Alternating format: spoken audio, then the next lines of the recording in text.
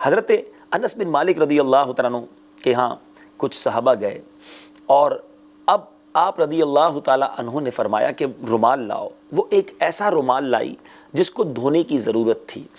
تو آپ نے فرمایا کہ جو تنور گرم ہے جس میں روٹیاں پکائی جاتی ہیں وہ رومال اس میں ڈال دیا جائے. اس میں ڈال دیا گیا. کپڑا تو جل جاتا ہے.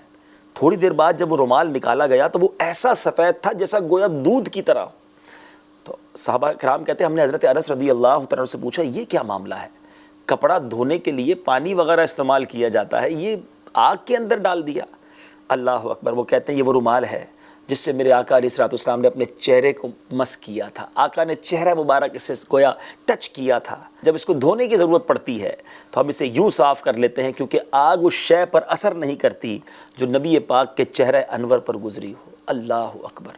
میرے آقا کا جسم اقدس وہ ہے مدنی چینل کے ناظرین, کوئی چیز ٹچ ہو جائے تو اسے دنیا کی آگ نہیں جلاتی. سبحان اللہ. صحابہ کرام نے اپنے پیارے آقا سے مصافحے کیے ہیں, نبی پاک کے جسم اطہر سے اپنے جسم کو گویا ٹچ کیا ہے. کیسے جہنم کی آگ جلائے گی؟ وہ یقیناً جنتی ہیں.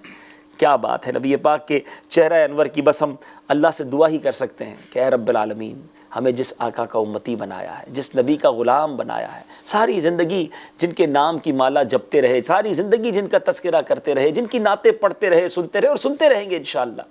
اے میرے مالک زندگی میں کبھی تو ایسا ہو کہ ہمیں پیارے آقا علیہ الصلوۃ والسلام کا دیدار نصیب ہو جائے. بڑی پیاری التجا ہے نا. اے کاش کبھی ایسا بھی ہو خواب میں میرے ہوں جس کی غلامی میں وہ آقا نظر آئے.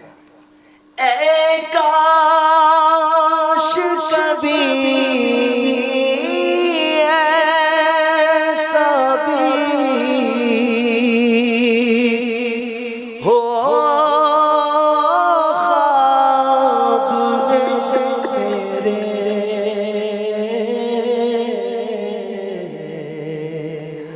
ہو جس کی غلامی وہ آقا نظر آئے.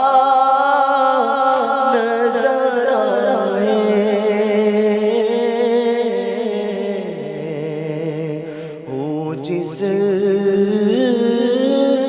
کی غلامی میں وہ آقا نظر آئے. صلو علی الحبیب صلی اللہ تعالی علی محمد. مجھے اپنی اور ساری دنیا کے لوگوں کی اصلاح کی کوشش کرنی ہے.